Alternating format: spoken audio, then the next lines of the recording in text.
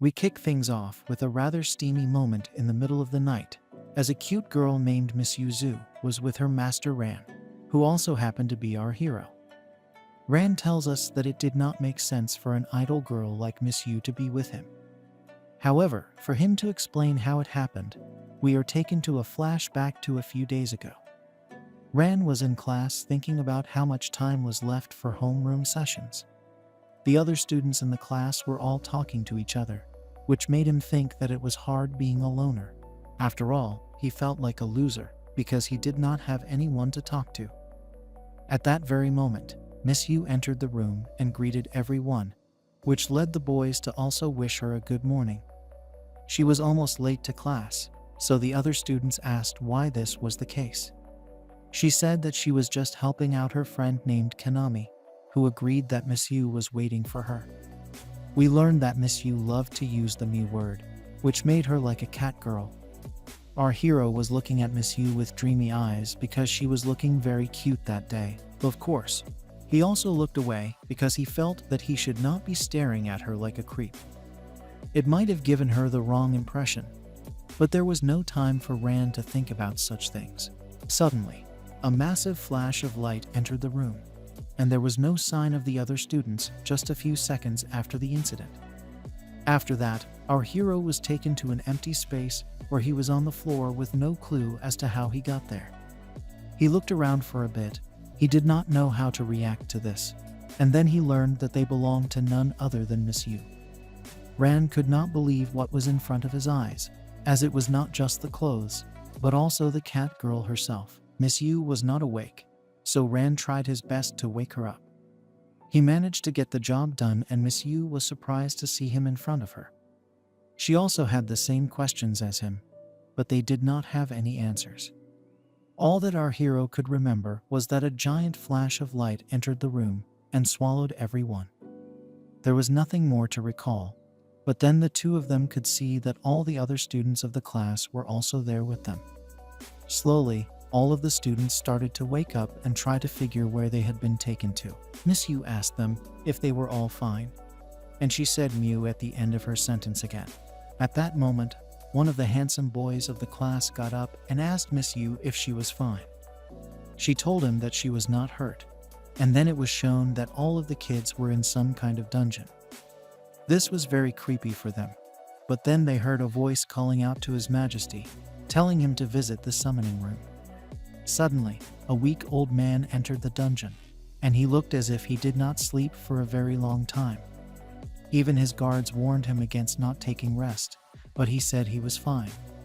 The king then looked at all the students in the dungeon, and he appeared to be scary. However, he then said that his country was under attack by the Demon Lord. He confessed that he and his men tried their best to defeat the enemy, but all of their plans had failed, which meant that he had no other option but to summon heroes from another world. This meant that Ran and his classmates were all the chosen heroes for this world, and they were called the Holy Saints. The king then continued by saying the Holy Saints would be taught some new skills and trained on how to use their powers to defeat the Demon Lord. However, the handsome boy did not like this kind of talk, so he told the king to shut his mouth. He said that he and his classmates had been kidnapped by the king and his men, so they had to send them back home. This was not working on the king, so an otaku boy named Aikai said that even if they were summoned here, it was not like they were superheroes. The kids in front of him were just normal people, so Aikai did not feel that they would be able to fight a demon lord for him. The king realized what the otaku boy was telling him, so he decided to explain the situation a bit more. Basically, each of the holy saints was blessed with a special power to help them fight the demon lord. This made Aikai very happy because he could use the cheat ability like he had seen in his favorite manga and anime. The other girls found this creepy because Aikai liked to watch shady content. Aikai was not able to control his excitement any longer, so he decided to use his ability to learn what power he had been granted. He struck a pose, but then he learned that he was only given the appraisal scan skill. As expected, he was very upset to learn this because he was given a very plain ability. The other students did not care about Aikai, But then it was their turn to learn more about their own powers. That was when it was revealed that the handsome boy's name was Torao, who would then go on to learn that his skill was Fang Transformation. Miss Yu got some kind of power that was known as Schwartz Energy, but she was happy with this as she did not get any weird skills. Another boy named Takeo got the skill Mirror Force, but he got upset because this was only a defensive power. A girl named Miko got Infinite Mana. Miss Yu's friend Kanami got the sword skill known as Fate Divider, and the last girl called Saki got Photon Punishment, which sounded like a cool skill. However, the real shocker came when our hero Ran got the skill of a Shady Lunatic, which meant that he had the power to make any girl do unspeakable things to him. As expected, the others were a bit confused by this, and the girls even called him a creep for having such a skill. The otaku boy Aikai made sure to make fun of Ran by saying he had a very low ability. He then used his appraisal skill to see that Ran could indeed make any slave by simply touching them. He felt that it was still fine to have a skill not suited to combat like his own ability.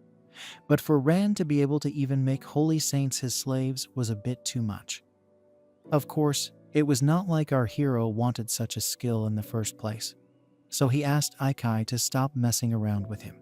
However, the otaku boy did not want to stop there, so he told everyone that there was no chance nothing would happen if a teenage boy like Ran had such a shady skill.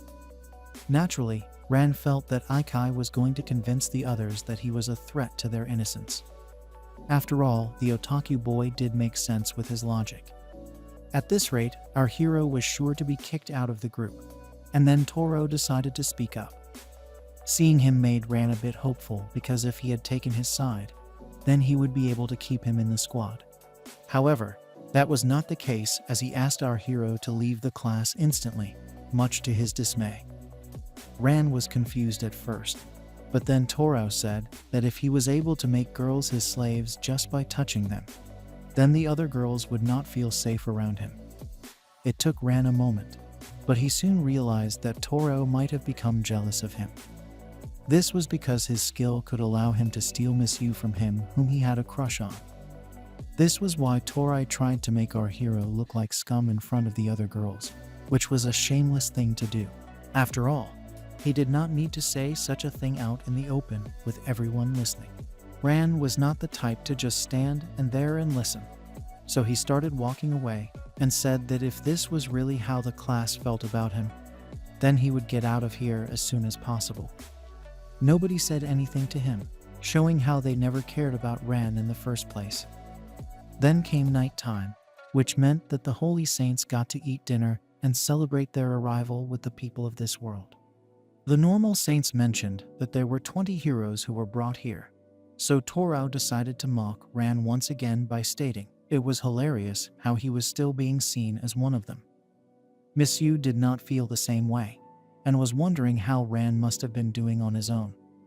However, the normal saints said that it did not matter how the others treated him, as he was still under their protection. The main focus as of then was to get done with their training, so that they could become stronger and defeat the Demon Lord. Aikai became a bit worried after hearing this, so he asked what kind of training a fat boy like him would have to go through.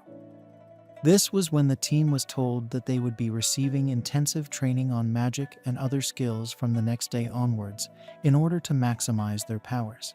Faki was excited to hear this because she was wanting to use magic for a long time. At that moment, she was asked where Miss Yu had gone, so she said that she went to powder her nose or do other girly things.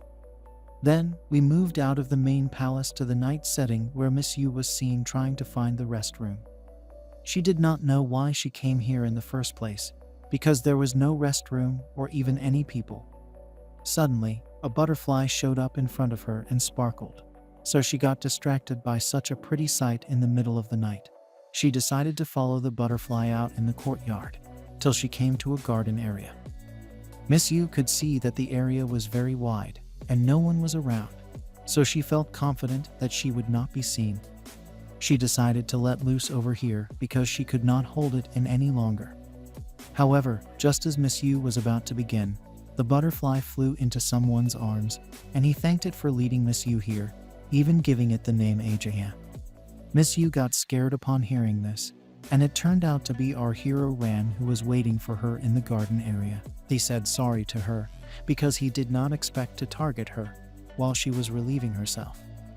Of course, Miss Yu felt shy, so she asked him to look the other way while she did her business. Of course, Ran's intrusive thoughts got the better of him, so he did not wait any longer and simply bowed down to reach her level. He then touched her cheek and looked into her eyes with a gaze of charm. Ran activated his shady powers and started to cast his spell over Miss Yu, which was working on her. She did not know what kind of feeling this was, but it was starting to take control of her body till she could not hold it anymore. She told Ran that if he held on to her any longer, then she would not be able to control herself. However, Ran then asked her if she liked it when a boy had his way with her, and she revealed that it was her secret desire to do so. This was all that Ran needed to hear, and then he told Miss Yu that he would also have his way with her. She basically begged him to do it, and what followed was an intense session. The couple shifted to a nearby bench, and Ran could see that Miss Yu's familiar level was increasing with each passing second. He did not know that there was such a way to measure the levels of his familiars, but then he realized that Miss Yu was looking much better to him now that her level had increased. He wondered if it was really okay for him to do such a shady thing. But then he saw what no man had ever seen before, so he lost track of his thoughts. Our hero could not stop himself any further, so he decided to seal the deal with Miss Yu and make her his own for good. After a shady session, Ran got done with what he had to do, and Miss Yu's familiar level got maxed out. She was very happy with what just happened, and Ran could only say that what he did felt really good. After they were done with the deed, Ran and Miss Yu decided to explore the place some more, and they came across a really nice view. By this time, Miss Yu had become his proper slave girl, so he decided to give her some work now that he had built a home around here for himself. He told Miss Yu that he wanted her to come to him every night at this place and report to him on how things were going on in the castle. She said yes almost instantly, and she seemed to be happy that she became Ran's first ever familiar. However, our hero told her that she was not his first if he was to look at it technically. This made Miss Yu a bit sad, because she did not think that her lover boy would be making moves so quickly. However, he explained to her that he was not with any other girl before her. He then called upon his butterfly named Aegean and said that it was time for him to introduce the both of them. Miss Yu was amazed to see her, and then Ran explained that he had run off into the garden after he was kicked out by Torao, but realized that he had made an impulsive move. He was all alone in a world that he had never been to before, which meant that he had no friends or anyone to count on. That was when his stomach started to make noises, and he decided to look for something to eat. At first, he thought he should have gone to the village to look for food, but the issue was that he knew he was not good at social skills. After all, if he was able to do such a thing, then he would have been able to get along better with his own classmates. As he was about to lose all hope, a butterfly came flying towards him, and he was thankful to see something else that was similar between his own world and this one. The butterfly landed on his hand, but since he touched her because of this, it meant that his powers came into play. Ran was able to use his charm on the butterfly without even knowing it, and he was surprised to see how effective his powers were. Since the butterfly was now in love with our hero, he decided to follow after her to see where she would lead him. After some time, Ran managed to find himself in a forest, which was somehow connected to the garden. As he explored the forest, he could find all kinds of fruits and fresh water nearby, which meant that he had an ample amount of food to enjoy over here. Ran did not get how he wound up here in the first place, but then he looked at the butterfly and figured that she had guided him here. This was the power of his shady lunatic skill, which made him realize that it wasn't a bad thing to have such an ability. He then thanked the butterfly because it was his first friend after coming to this place.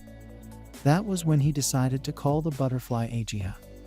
Then we came back to the present where our hero finished his story and explained to Monsieur that Agia was the reason for him to be able to survive in this world. This made her amazed, and she started referring to Agia as her senpai. Ran was shocked to see such behavior, but then Monsieur looked at the butterfly and told her that she was happy her master could survive thanks to her. Now that all of the main work was done, our hero told Monsieur that she should go back to the castle, even though he wanted to spend more time with her. She agreed with him, but she also wanted to know how long Ran was planning to stay here. He revealed that he was thinking about a lot of things, especially because of the way he left out of his own free will after Torao and the others kicked him out of the castle. He felt that even though he wanted to walk away, there could be a problem with him not being a part of the original Holy Saints squad.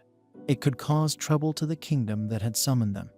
And then Miss Yu explained that all of the other kids were having a welcome party with food and drinks. She also revealed that one of the normal saints had said that Ran was still under their protection. This got our hero thinking, because he was not under any protection at all. This led Miss Yu to believe that she was being lied to. But Ran believed that there was no way for the king to make up such an obvious lie. He realized that maybe the people of the kingdom were thinking of ways to make the lie a truth. But then if that were to be true, then he would need to be careful. Ran then ordered Agia to patrol the area so that he would know if there was anything shady going on. Ran then started to worry about how the people of this kingdom would take care of him. It could have been that they wanted to keep him in prison, or even worse. Anyway, he did not want to share this with Miss Yu, so he thanked her for telling him about the party. However, he also said that there was a lot they did not know about this place. So he was counting on her to tell him all about what would be going on at the castle from the next day onwards. Miss Yu told him that he could safely count on her, and then they agreed to see each other the next day. A few days had passed by since that encounter, and then we could see the other kids in the middle of a class where they were being taught magic. They were being told about how mana could be used at the fingertips, and how there were different kinds of mana for each type of magic. Aikai and the other girls were in this class, but the otaku boy was upset because he did not want to sit here and learn about magic. This was not too different from what they would learn in class back on Earth, but there was nothing he could do about it. Toro and the others had more battle skills, which was why they did not need to be here. This made Aikai jealous as he also wanted to be a part of that team. Suddenly, the girl named Miko, who had the infinite mana skill, was able to create a fireball right after learning the lesson. Aikai became very impressed by this, so he told Miko that she was amazing. However, his excitement was very loud, so the teacher told him to be quiet. Next, we were taken to the open field where the battle practice was being held. First up, there was Torao, who was using his fang magic to turn into a beast man and attack his targets. He managed to land a deadly blow, but he was not too happy with the results. As a matter of fact, it looked as if he was the one who got the damage and not the other way around. That was when we saw that he was attacking Takeo, who had the defensive power to turn his attack back on him. Toro was injured, and he told Takeo that he had a dope skill, to which he agreed instantly. After all, with a move like Mirror Force, no one would ever be able to hurt him. Such a skill made Takeo very happy, and he even had an evil smile on his face as he could reflect attacks directly. He decided to tease Toro about this, but he got scared and asked Takeo not to do such things to him. Takeo laughed and told him to chill out as he did not intend on hurting him. He then asked Toro if he felt bad about kicking out Ran earlier for having shady skills. This made the Beast Boy a bit guilty because he knew he did not do the right thing there. However, Takeo told him that it was good that they kicked out Ran because they did not want to share their girls. Toro had his eyes on Miss Yu and Takeo wanted Kanami, so they were happy not to have let them get to our hero. Takeo reasoned that it only made sense to take out the bad bugs before they took over the social hierarchy, and Toro could see why he was saying that. He even believed that he should have been more assertive as he wanted to impress Miss Yu, even though he did not know about the shady things she was doing with our hero over the past few days. Taikyo was then asked if he believed he had a shot with Kanami, so he said that he was getting there bit by bit. As the boys were talking about her, we could see Kanami getting busy with her sword skills. She was very intense in her practice because she wanted to do well as a holy saint. Taikyo liked her style and her ponytail, so he awakened his intrusive thoughts. Later, both Kanami and Miss Yu were.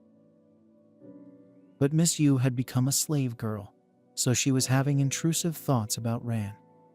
After she cleaned her body, Miss Yu got excited because Ran would mostly spoil her tonight with his shady actions. She became too excited and Kanami could see the look on her face, which made her suspicious.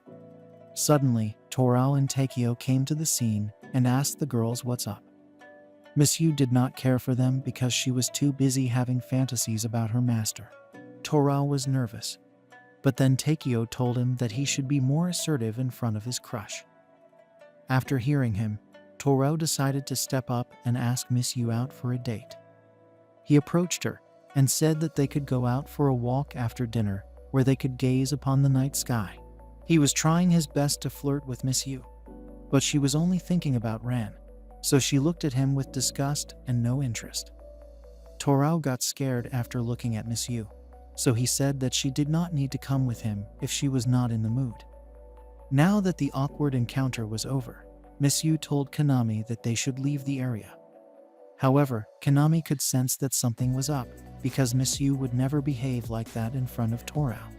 Some more time passed by, and after everyone went to sleep, Miss Yu decided to sneak out of the castle looking cute and happy. Of course, Kanami was still awake and spying on her friend, and she suspected that something was up.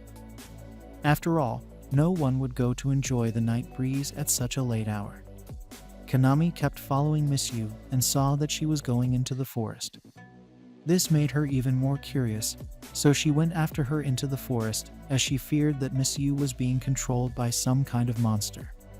Soon enough, they reached their destination and Miss Yu threw herself into the arms of her master, while Kanami watched from a secret tree. She could not believe her eyes as she saw Ran holding on to Miss Yu with shady intentions. Kanami recalled that Ran had the skill to make any girl his slave, but she did not think that he would go so far as to use it so carelessly, that too on a girl like Miss Yu. She was disappointed in Ran, but her opinion never mattered in the first place to our hero. After hugging Miss Yu, Ran asked her if she had followed his orders, and she said yes with passion. She then made him touch her clothes to prove that she was not wearing anything extra under them, just like he had asked her. Of course, this came as a shocker to Kanami because she did not expect to hear such a thing. Either way, Ran was happy to see that his slave was a good girl, so he sat down and told her to expect something next. She was ready for it because she was getting the same treatment over the past few days as well. As she continued to do shady things with her master, Miss Yu was looked at as a girl by Kanami, as she was not known to be like this ever. Ran gave an evil laugh and enjoyed what he was doing, which made Kanami even more upset because he was doing these things to her best friend. She felt that our hero had fallen into a dark place after getting such a shady skill, and Miss Yu should not be listening to his orders, even if she happened to be his slave girl. However, she was shocked to see that Miss Yu would get excited upon completing the orders given to her by the boy she liked. Obviously, Ran did not have a problem with this, but Kanami did, because she thought this was some kind of weird game. Ran went into demon mode and Miss Yu found it amazing, but Kanami felt that they were doing impure things. She awakened her Schwartz energy and emitted a huge glow that brought every single thing back to life. Whether it was the wilting plants or her master's elephant, it did not take long for her to bring little Ran back to life, and she celebrated her victory. She commented on how she could make him stand again, and he was happy to have been re-energized. He told her that her skill was amazing, and they could do it one more time now. Kanami did not believe what she was seeing because people did not go for so many rounds as per what she had learned. Some more time passed by, and then Ran was done with Miss Yu for good. He was about to bid her farewell as she prepared to leave for the castle, but then Aegea came flying in. She told our hero that there was someone around the area, so he panicked and became alert. He looked around to find the imposter, so Konami decided to show herself by walking out of the tree. She said that she could not show herself earlier, but now she wanted to ask Ran a question. Basically, she wanted to know what his intentions were with Miss Yu. She was not ready to forgive our hero because his indecent acts could not be forgiven by the disciple committee. He tried to make a case for himself, but Konami said that he would not be able to escape from her. She also felt that he would not have been able to make Miss Yu his slave if he had not used force. Konami was only looking at Ran as the villain, and she wanted to use her powers to help Miss Yu, even though our hero was trying to explain to her that there was a misunderstanding. He also said that he would never do things that girls would hate, but this would only anger Konami a bit more. She said that Miss Yu would never want to have taken his skills in the first place. But then Ran asked her if she wanted him to cancel his spell on her. She said that she did not have the time for any more useless questions, because she had the skills to get the job done as well. She stated that if her own method did not work, then she would force Ran to cancel his spell on Miss Yu, even if he did not like it.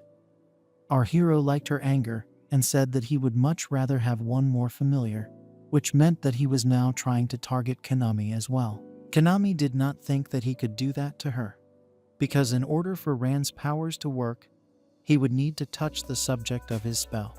Our hero knew this was going to happen, but he was not sure if he could pull this off on his own.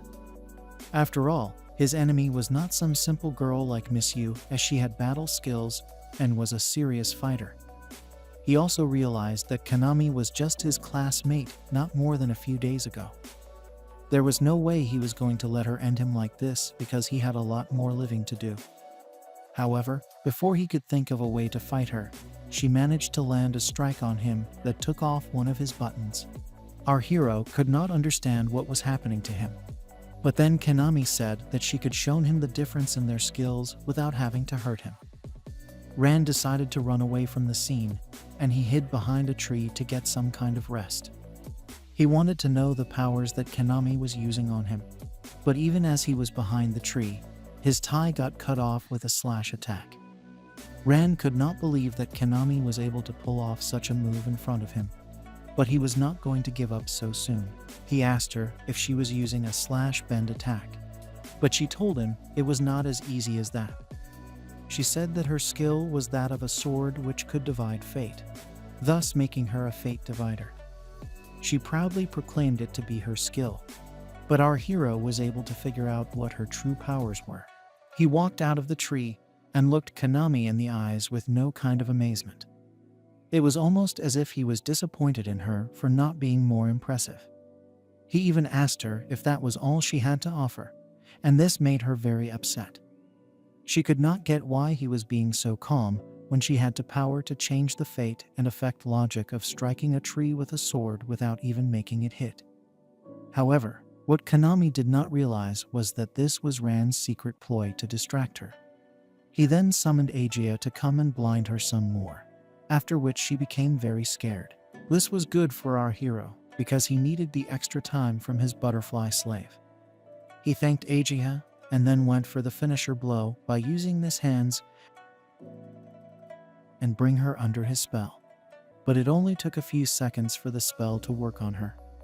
As soon as the shady lunatic attack took over her body, Konami started looking at our hero with love in her eyes. She tried to resist the spell by pushing him aside and saying that she was saying the wrong thing. However, her body could not lie to her, and she could feel a lot of physical love towards Ran. Konami herself did not know what she was feeling at the time, and soon enough, she realized that she was also falling in love with the man she wanted to end. Konami continued to think that Ran had immoral skills and was a shady boy, but for some reason, she could not help her feelings for him. She felt it was very confusing to fall in love with someone while in another world, but she liked him. The confusion in her heart was too much for her to take, so she eventually told Ran that she liked him. Our hero liked that she was being straight with him, and she said that she hated being bent. She did not like to lie to her feelings, so she asked Ran what she should do then. Our hero was pleased to hear this, so he decided to make Kanami his familiar. With that, he sealed the deal, so Kanami wondered if she got it wrong about our hero in the first place. He then gave her the guarantee that he was not the type to hate girls. That made her figure that Ran was being serious with her. Even though he had the skill to trick others with his powers, he was still not going to hate any girls. Anyway, it was not like she could do anything about it at all, so she gave in to her temptation. Now that they got done with the formalities, it was time for Kanami to do her duty towards our hero, just like Miss Yu had done. He asked her if she was fine with this, but the look on her face stated that she was more than willing to do it. However, she did not realize how she was to act as a slave girl, but she brought out her sword and started to chant a spell to make Ran finish without even doing anything to him. However, he did not want to be treated that way, so he told her not to do it. Kanami did not get what he meant because she thought she should use the powers that have been given to her in this world. Of course, Ran said that there was no such flow to shady activities and intrusive thoughts. A man would never be happy if he was treated in such a way, so Kanami would need to do it the right way to please her master. He even explained that the final result did not matter, but rather the process, so Kanami finally saw sense into what he was saying. She said that in the time that she had come here, she had forgotten about the important things in life. She also said that she had never done such shady things before, so she would need the right kind of guidance to get the job done. Our hero knew what he had to do, so he took a seat and told his new slave girl to come and sit next to him. She did as her master told her to, and she got too close to him for his own liking. This allowed him to order her around as he liked. As expected, they began acting on their intrusive thoughts, and it was a lot of fun for Ran. As they got more intrusive with each other, Ran made sure to have Kanami sit down with him, and then they began an intense session. After getting his job done, Ran could see that Kanami's familiar level was maxed out, just like Miss Yu. Kanami loved it so much that she wanted to do it forever, but the problem was that it would not be possible if our hero was not in the castle. He obviously knew that he could not come back to the castle, especially after what he did in front of Toro. Kanami said that it would not make sense for him to keep hiding, as he would be found out sooner or later. It had made more sense for him to join the Holy Saints and fight the Demon King together with them. However, he knew that he could be thrown out on the way, so it was not the most ideal situation. Kanami could not believe that the others would do such a thing to him, but he knew that Toro and the boys would betray him if push came to shove. After all, the reason he was hiding here was because they kicked him out of the class in the first place. Ran then asked Kanami if she would stand up for him, and she said yes without a doubt. She even said that Miss Yu would do the same for him, so he had some numbers on his side. Keeping this in mind, Ran figured that he could make his way back into the class if he simply got more girls to vote for him. Kanami figured his plan and became shocked, but he was adamant that he would make all the girls in the class his slaves. This would make the majority support him, and then he could come back to the castle without having to create a scene. Of course, this made Kanami a bit jealous, because this meant that she would have to share him with all the girls in their class. She tried to say no to this, and used the excuse of the moral committee, but he told her that this was the only way for him to survive. In the middle of these words, our hero got excited again, and ended up having one more session with Kanami. Later, we got a summary of the students who were summoned to fight the Demon Lord. They were 20 in number, and had received a lot of strength due to the summoning process. As a matter of fact, it was believed that each student had the power of 1,000 men in them. These words were being said by an old man named Pluton, who was reporting to his queen. He said that each of the students were being trained so that they could become stronger and fight the Demon Lord with success. They did not find their target yet, but will continue to look for him till they locate him and defeat him. Recently, the kids were found to have been looking for the traces of the Demon Lord. And then we could see that the Queen Pluton was speaking to was an elf girl. She was very upset to hear this, So she told Pluton to hurry up and find the Demon Lord himself, as she wanted to beat him. We learned that she was the queen of the Nocturne Kingdom, and her name was Rebecca. Pluton happened to be her Minister of Finance, so he warned the queen that if they were to fight against the Demon Lord right now, then they would not be able to put up much of a fight. Rebecca felt that the Demon Lord had failed in his previous plan, so if everyone had put all their strength in, then it should not have been difficult to defeat him. However, there was also the fact that the 20 kids summoned to this world were not there the last time, so the chances of beating the Demon Lord were higher now. The queen was shocked to learn this, and she said that there was no need to strengthen their own squad. Pluton did not follow what she was saying, but then he saw the Minister of Defense stepping into the scene. His name was Warkins, and he looked like the kind of man who would turn into a villain later on. He looked at Pluton with disdain and mocked him for not having any other kind of plan to counter the Demon Lord. Pluton wanted to answer back, but Queen Rebecca said that if he did not have anything else to say, then he could leave. He said no, but there was something deep down in his heart that he was hiding from her. He obviously could not say it out loud because he had messed up with the summoning. Pluton needed to get rid of Rand's powers as soon as possible, so that things could go back to normal. Since both Warkins and the Queen did not know about this, they simply looked at Pluton as if he was being slow. He regretted his actions as he was the most trusted man of the king, and yet he had to keep something like this hidden from him. He also knew that Warkins would not spare him if he found out about his mistake. He even considered bribing him with pearls and a dango. However, before any other thoughts could be heard, Rebecca dismissed the meeting. She said that she needed to have a talk with the saints, so she wanted to bring in the reps for the same. While this was happening, we got shifted to the kingdom's cafe, where everyone was having a nice meal. Miss Yu also picked up her dinner and was feeling great about meeting Ran again. She saw Konami, who was also thinking about her new master, so she asked if she could sit down next to her. Miss Yu could sense that something was up with Konami, as she did not know about what Ran had done to her after she left the previous night. She asked Konami why she was blushing so much, and she finally admitted to doing shady things with our hero. This shocked Miss Yu like the worst news in the world, so she got from her table and caused a scene. Everyone else in the cafe was looking at her, and they asked what was wrong. Konami managed to calm the situation down for everyone, but Miss Yu was still reeling from the fact that Ran was able to move on so easily from her.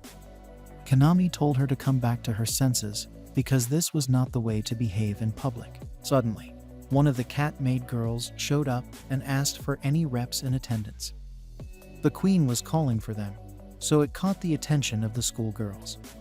It had to be something important if it was the queen calling for the reps, so Takeo decided to go and see what it was about. Normally, Torao would have also gone for this, but he was still not over the fact that Miss Yu openly rejected him in front of everyone. Takeo decided to go in his stead, but also told him to relax after what happened the other day. Of course, the queen also wanted one girl, so the cat maid asked the vice chairman Rieka to join in. However, she was too keen on drinking her tea, so she could not be bothered by such a request. This annoyed Takeo, but he needed someone else to come with him. He turned to Konami and asked if she would be able to come along for the meeting, so she said yes. She knew that Torao was upset because of the way Miss Yu rejected him yesterday. If she could keep her calm, then she would be able to get through the meeting. After all, she had to stand for her class if Torao could not. The problem though was Miss Yu, as she was still reeling from the fact that her master cheated on her. Konami figured that she would have to talk to Ran about his intrusive thoughts later. She did not want to leave Miss Yu alone, but she had to do what needed to be done. This was great for Takeo, as he was finally getting some alone time with his crush. However, before they could leave, there was one voice calling out to them out of jealousy. It was none other than Aikai, who was feeling left out after the pretty girl and handsome boy decided to be reps. He did not like that the high-class people were going, and he basically wanted to be a rep of the otaku group. Of course, he was told not to go about repping himself, as that would be too embarrassing. Kanami did not want Aikai to feel left out, so she allowed him to come with her. But she did not even know his name, so she called him Glasses. This made Aikai very happy, and he struck a hero pose once again to show that his appraisal skill was very important. Of course, no one else was feeling the same way about it, especially Takeo, who now had a third wheel to deal with. The cat-maid girl could not deal with this awkward silence, so she decided to take the reps to meet with Queen Rebecca. They were brought to the entrance, which was massive, but the cat-maid said that there was no need to be so surprised. Kanami was done with waiting, so she decided to enter the room as soon as possible. Aikai found this odd, because he was still a bit nervous about meeting the queen. Either way, Kanami could feel something odd as she entered the room, and soon enough, they were face to face with the queen of the kingdom. Rebecca went on to introduce herself and struck a proud pose, but the other kids were a bit taken aback to see that she had such a small figure. Anyway, they did not want to be rude, so Kanami, Takeo, and Aikai introduced themselves to her. However, Rebecca told them such info was not needed as she did not find it to be useful. She revealed that she was the one who decided to summon them here in the first place, as she wanted to defeat the Demon Lord as soon as possible. Basically, the queen just wanted to see the faces of the people she summoned, and this made both Takeo and Kanami a bit upset. However, Aikai had his own intrusive thoughts going on in his head, as he declared that the queen was nothing more than a lowly elf girl. He found it odd that an elf girl would rule over a human kingdom, but there were maids that did look like elves, so it should not have been much of a surprise. Of course, Aikai wanted to see the truth for himself, so he decided to use appraisal scan on the queen in front of everyone.